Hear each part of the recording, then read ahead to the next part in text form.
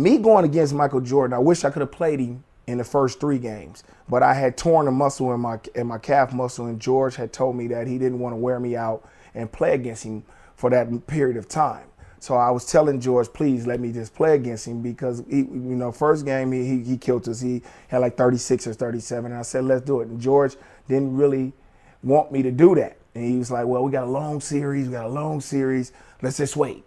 So then he got off, and then we went down 3-0, and then I went into his office, and I just said, look, we don't have nothing else to lose.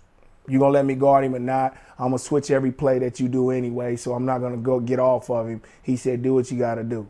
Well, when we started doing that, what I did was I tried to frustrate him as much as possible. It's not easy, or I knew I couldn't frustrate him. The greatest basketball player that ever played at me.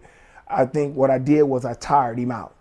I made him work for a little bit more. He wasn't really used to working that hard to get the basketball, and then after you get the ball, with about 8 or 9 seconds, you still got somebody right into you and making tough shots, and the referees wasn't calling the calls. They were letting us play. So that's why, he likes Joe Dumars so much, because Joe Dumars did what I did to him, and I only get to play him 2 times a year, and he got to play him a lot in the East. So it was a little bit different, and it was a great challenge for me, and I loved it, and then that's when everybody really started recognizing that I was a great defensive player. So happened I won the Defensive Player of the Year that year, so everybody started understanding, well, yeah, this dude is named the Glove, and he is really good at that. When we went to the championship in '96 and we lost to Chicago, I wasn't really upset about us losing.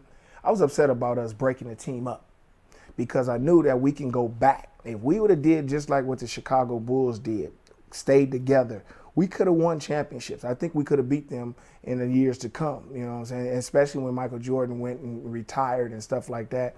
We could have been that team, but it didn't happen, and I was very disappointed for the fans, more or less, because that's just the way it was. I think they supported us so much and gave us so much support that we should have gave them an opportunity to see us go back.